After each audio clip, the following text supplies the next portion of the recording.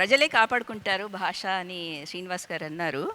అయితే భాషలు చనిపోవు, చంపబడతాయి అని గూగి కూడా చాలా సందర్భాల్లో మనకు గుర్తు చేస్తాడు. మన దేశంలోనే చాలా ఆదివాసీ భాషలు చనిపోయాయి కూడా, ఎక్స్టింక్ట్ అయ్యాయి. బో భాష అనేది, అట్లాగే అస్సాంలో ఒక భాష, అట్లాగే ఈవెన్ మన తెలుగు ప్రాంతంలో కొండరెడ్ల అది మనోజ చెప్పాలి, వాళ్ళు కూడా చివరి దశలో ఉన్నారు. మరి ప్రజలే కాపాడుకునే సందర్భంలో భాషలు చనిపోతుంటే దానికి కారణాలేంటి? ఆదివాసీ భాషలు చనిపోవడానికి కారణాలేంటి? దానికి మీరు సూచించే పరిష్కారాలు ఏమైనా ఉన్నాయా?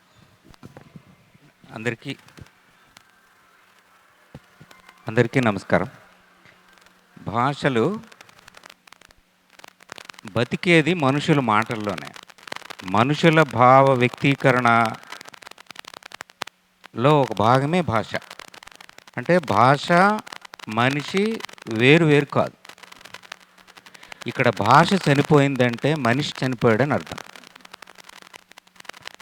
ఆ భాష అంతరించిపోయింది అంటే ఆ భాష మాట్లాడే మనిషి అంతరించిపోయాడనేది స్పష్టమైనటువంటి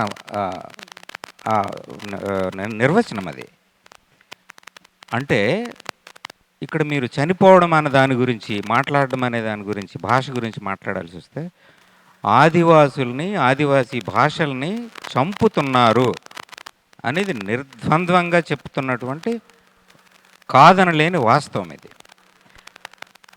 దండకారణ్యంలో ఎన్కౌంటర్ల పేరు పెట్టి, ఇంకేదో కారణాలు పెట్టి, లేకపోతే ఇంకేదైనా చెప్పి ప్రత్యక్షంగా చంపడం అనేది, మనుషులు లేకుండా చేయడం అనేది ఒక భాగమే, ఒక ఎత్తు. అయితే ఇంకొక ఎత్తు, అలా కాకుండా బతికి ఉన్న వాళ్ళని సాంస్క్రిటైజేషన్ పేరుతో, మోడర్నైజేషన్ పేరుతో, అభివృద్ధి పేరుతో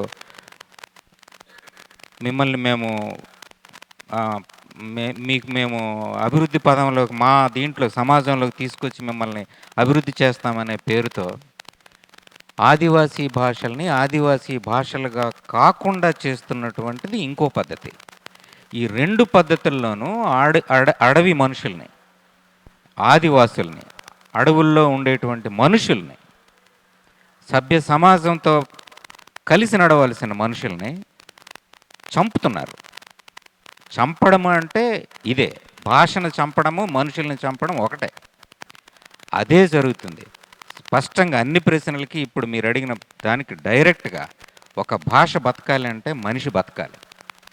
మనిషి బతకడం అంటే అతని సంస్కృతి బతకాలి, అతని మాట బతకాలి, అతని పండగ బతకాలి, అతని ఆశలు బతకాలి, అతని జీవితం బతకాలి, అతని సమస్య ప్రతి మూమెంట్ కూడా బతికి ఉండాలి. అలాంటప్పుడు మాత్రమే భాషలు అయిపోయిందా? నేను కొనసాగించచ్చు. భాష మనిషి వేరు కాదు. బతకాలంటే రెండు బతకాలి అంటే, భాష బతకాలంటే మనిషి బతకాలి. అంతకు మించిన ఇంకొక ప్రత్యామ్నాయం కూడా లేదు.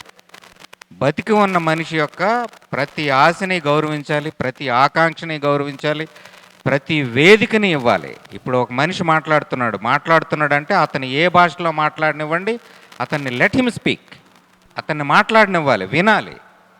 మీరు చెంచు భాష కదా, సవర భాష కదా, గదబ భాష కదా అని ఆదిమ భాషల్లో ఇప్పటికి గుర్తించబడినవి 35, గుర్తించబడినవి ఇంకా 78 ఎన్నో ఉన్నాయి. మరి ఆ మాటలు ఎవరు వింటారు? వాళ్ళు మనుషులు కాదా? సమాజంలో మనుషులు లేరా? భాష లేదా?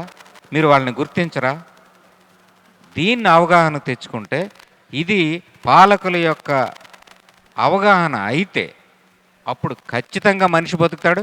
ఆ మనిషి బతుకుతాడు అంటే అక్కడ అడవి బతుకుతుంది, అడవి బతుకుతుంది అంటే అక్కడ ఆదిమ భాషలు కూడా బతుకుతాయి.